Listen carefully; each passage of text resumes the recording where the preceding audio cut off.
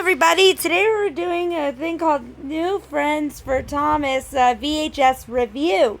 So thank you to my friend Zachary for sending me this video, and to that person who left a comment saying the spider was more interesting than the entire reaction. If you don't like my content, you don't have to watch. So yeah, I mean, I'm glad that my reaction made your day, but hey, if you don't like what you're watching, then just keep going. You don't have to watch my content if you don't like it. But for those who do love my content and stick around, you know what? I love you all so much. Anyways, let us continue, guys, with this video. After Alec Bold. And I will be trying to make longer videos as best I can. Like I said, I've just been busy with school and with work. So, and I still haven't gotten the link to my Teams meeting for my class yet, so I figured I'll make my YouTube video while I wait for the link. Anyways, let's get started, shall we? Took leave from the series. Once Michael was on board, of course the US tried to be different, and instead of just putting the UK narration on the tape, like they had done with the early years DVD, they had Angelus re-narrate to tie in with the US terminology. Another thing to point out, Angelus had also re-narrated the 2 season 6 episodes, but presumably, if Alec had done all of season 6 I like by Alec then, Baldwin. then why didn't they just use his narrations? Was it a consistency thing or something else? Because when Steamies vs. Diesels had released, Michael Brandon had officially taken over and also had a release that he shared with Alec. Why am I here? But if they had Brandon re-narrate certain episodes from series 6 and 7, and he would just carry on from series 8 to 16, He's like, then keep the camera away from me. Why was Angelus just a one-time thing? Yeah. But back on topic, with some of the earliest 04 copies, yes, my cat usually sits here with me before class, don't you, baby? Yes, you do. Yes, you do. He's like, keep the camera away from me. Or postcards which advertised some of Thomas's new friends, like Arthur or Jack. The second print of the DVD with a slim case was then released sometime in 2005 by Anchor Bay. Unlike the VHS cover, there is one noticeable goof that basically... By the way, for those who wonder why I repeat things, it's just something I've done. I've always repeated everything I said, so yeah. Anyways, let's continue. Sticks out like a sore thumb, and that's the double funnel on top of Spencer. Okay. Seriously? Who the hell was not paying attention when they were editing this? Not the worst thing in the world. I like that. I like how you said that.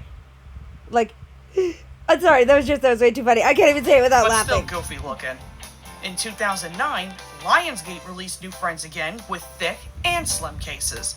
And lastly, in 2014, Lionsgate had re-released New Friends on a double DVD with Spills and Chills. The same year, it was re-released again by Universal. And like every other release for the DVD, New Friends... Okay, am I the only one that used to collect the VHS tapes with the little trains on top? Am I the only one? I mean, I remember the trains, like, my brother would get. Like, he was more into this than me when I was a kid, and it was when the CGI series came out that I started to get into it. I don't know why, but yeah, this is just, yeah. Fun fact about me, I honestly, because I always remember taking my brother's Emily train when I was little, and that's what got me into Emily. Mom's like, no, you didn't get into the show till the CGI came out, and I feel really disappointed in that. I don't feel like a true Thomas and Friends fan because of that, because I always thought, I remember watching the show growing up, but my mom said that's not what happened. I don't know. I still love Thomas and Friends. I love the classic as well as the CGI. So, I don't know. I can't remember when I was a kid, so. But what I will say is, I love this show, CGI and classic otherwise. So, let's go. Had quite the number of singular, double, and two. But again, am I the only one who remembers these VHS tapes with the trains on it? Like, seriously, am I the only one that forgets DVD this? Packs. Probably the most I've seen from just one unique Series 7 release. And every time I keep pausing, I'm trying to see if I can find the ones we used to have. Like, the bus, yeah, I remember him. We never had him. I can't remember who that vehicle is next to Percy. But I don't think we had that one. Oh, and fun fact, guys. Before I continue on, my mom actually said that we have some old Thomas the train sets from like all the way to Thomas and Friends Magic of the Railroad. Apparently, I have an aunt in Saskatchewan who still has the Thomas and Friends wooden set we gave them. Apparently, Mom told them to be ready because we're going to need them back. And now Mom is trying to get them back for me. So the minute, I don't know when we're going to get those back, but when we do get them back, I will make a video about it, showing you guys what we had. We even had the boulder with the face on it. So, like I said, once Make we get YouTube this, video. yes, I'm making my YouTube video. Do or do not. There's Sorry, no guys, try. this is my checklist Mom's going advice off. is the I'm glad best. I paused Take this. dogs outside. Oh my goodness, my I'm meds. sorry, guys. Anyways, let's continue before the checklist goes off again. History. Now it's time to look at our episodes. I'm scared. I'm honestly scared. So New Friends for Thomas features 6 stories, 4 from Season 7 and 2 from Season 6, Okay. plus a bonus music video at the end. Okay. Gordon and Spencer, Emily's new coaches, Emily! Spotless Record, Sorry! Peace and Quiet, If you know me well enough, I love Emily! Emily! Jack Jumps In, and A Friend in Need. So let's start with our first episode, Gordon and Wait. He's going to be criticizing Emily's coaches. No! I'm scared to see what he's going to say about Emily's coaches. No! Spencer. A Okay, big let's go. silver engine called Spencer arrives Emily! to take the Duke and Duchess to a party at the station. When Okay. Spencer ignores Gordon about taking on water, he ends up getting stuck on Gordon's hill. Okay. In the end, Gordon proves that he is still the fastest and grandest engine on Sodor. Well, as a starter episode, it's pretty good, Yeah. but it's not something I would totally rave over. I'm just not a huge fan of Spencer.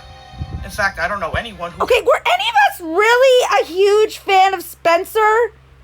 I mean, even in the CGI series, were any of us really a fan of Spencer? Because I thought he was okay.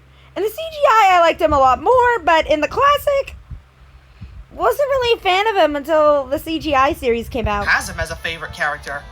Design-wise, he's pretty cool looking, but as a character, he's an ass, plain and simple. Oh, yeah, As I've he said a is! few times before, Gordon is one of my least favorite engines of the series, but he does have a few hidden gems here and there. What's that? I don't particularly have too big a problem with him in this one, but it is one of my least favorite stories.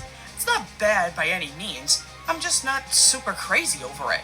I will say though that it is funny to see Spencer get stuck on the hill. It is funny. Hey, he did it to himself. Yeah. But having Gordon basically one-up him afterwards makes the ending all the more satisfying. Yeah. So like I said, even though I'm not huge into this episode, it's still a nice way to kick things off. Oh, yeah. I'm giving it an 8 out of 10. Ooh, okay. I was surprised. I'm Our scared. next episode Oh, no! is Emily's new... No! I'm dreading this already! No! A new engine called Emily goes to collect her coaches, but ends up taking Annie and Clarabelle, which annoys Thomas. Well, of course. When she realizes her mistake, Emily hurries off and on the way sees that Oliver is stuck. She then bravely rescues him and is rewarded with brand new coaches of her own. In the beginning, I Sorry, guys. actually wasn't a huge fan of this one, but since then I've warmed up to it a lot more. Oh, good. It was mainly due to the fact that I just didn't like Emily's portrayal in later stories, Well, yeah. thus making me not care about her even more. However, in this story, I actually really like her character here. This beginning nicer side is what the writers should have stuck with. Duh. Had they done that, Emily would have probably been one of my favorite characters. But because they didn't, she is not. But I'm not gonna deny, her design is very pretty. Oh, I'll yeah. give her that. What I won't give is how this was the start of Thomas being a to the No, Thomas and Stepney doesn't count I wasn't expecting him to say that! now, and I've already explained why in my worst episodes video. This was to become a very repetitive characteristic for Thomas, which Oh, the yeah. fans have complained that I mean, I'm sorry. When Emily came along, am I the only one that noticed Thomas was a huge jerk? I mean, it was a mistake, Thomas. Move on. Like, hello? She accidentally took your coaches. Move on.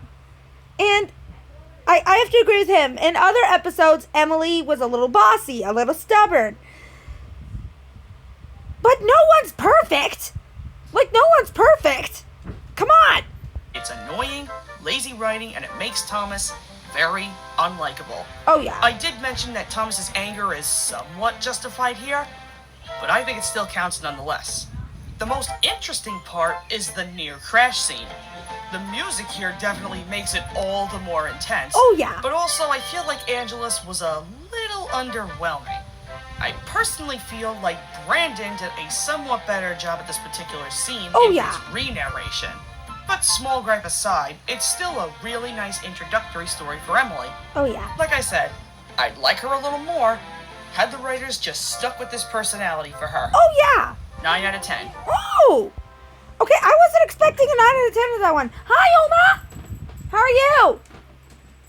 Oma, how are you? Good morning. How are you? Just waiting for the link for my class.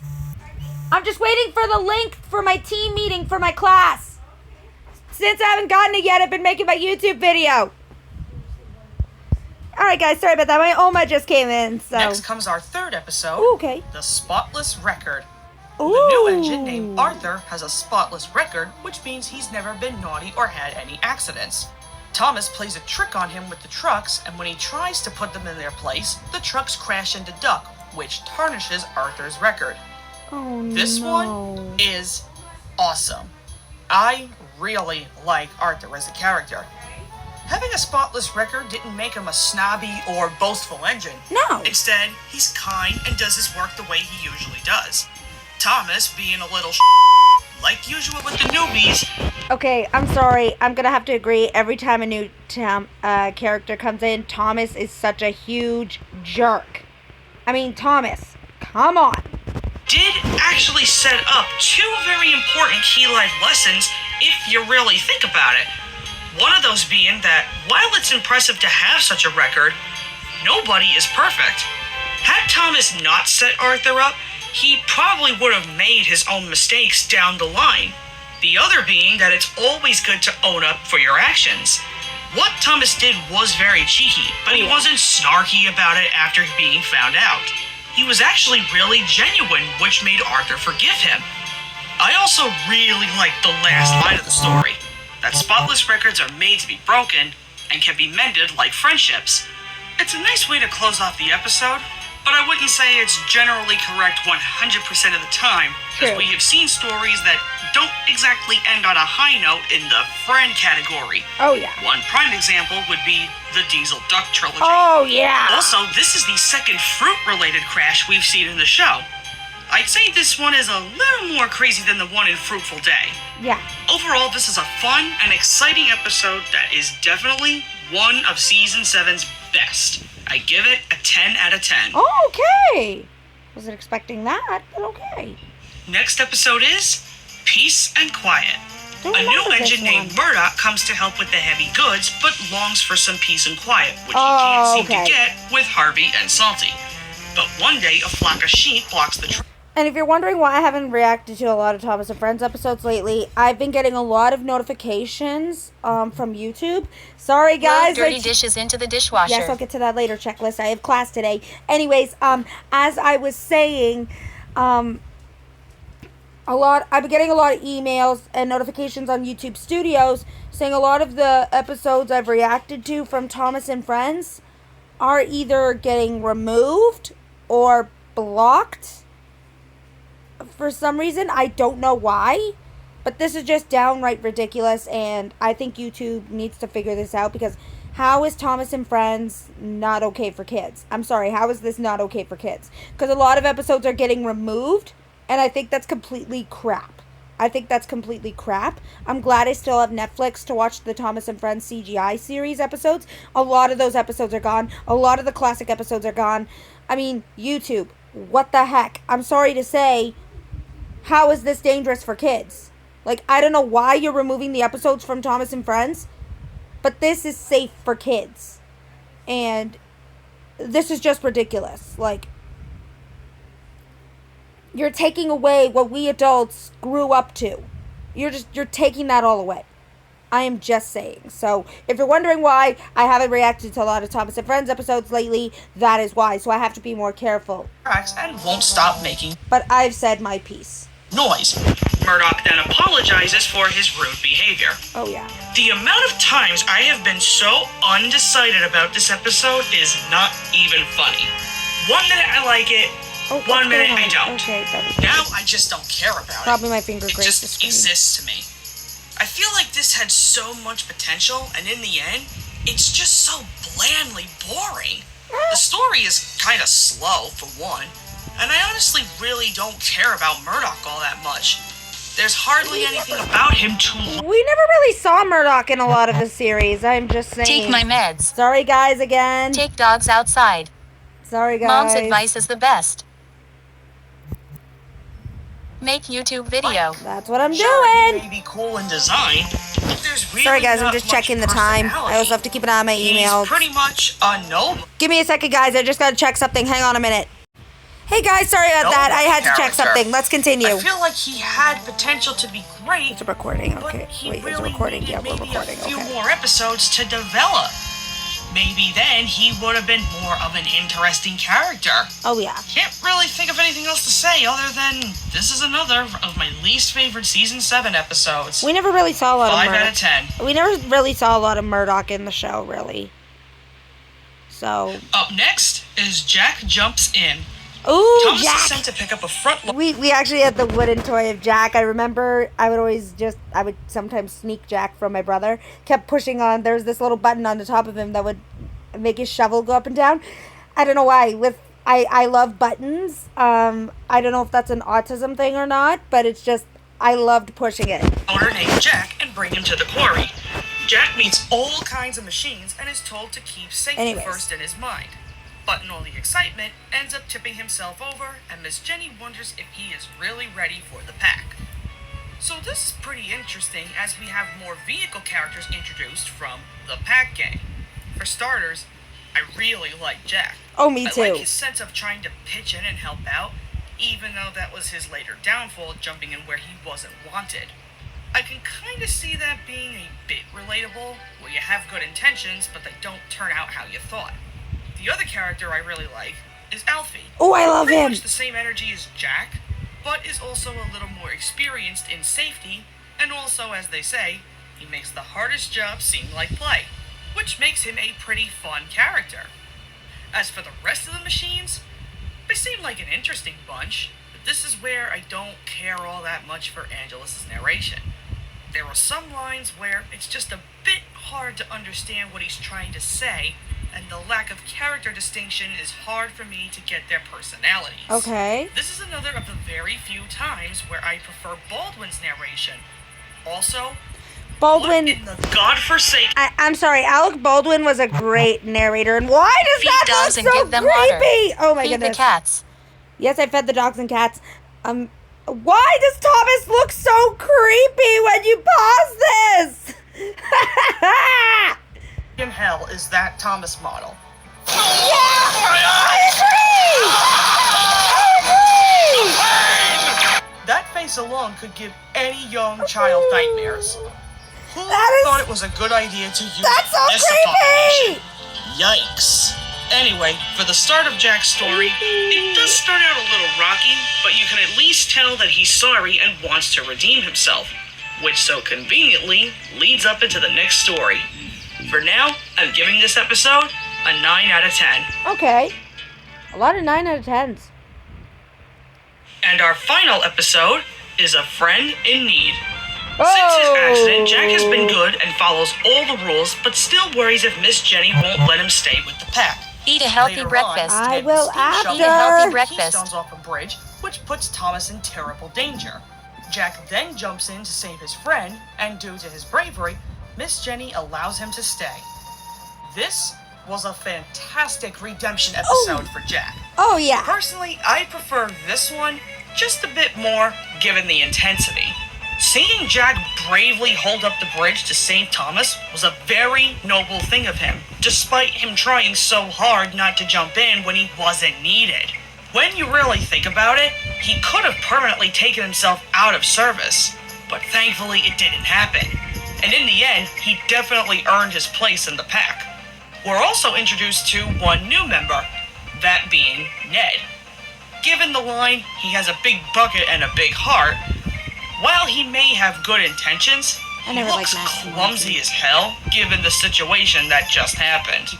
I know it's just one episode, but he just looks like a very boring character in my opinion. But anyways, this was the perfect episode to end things on a high note. And while that Thomas model is still creepy as it does not ruin the episode for me.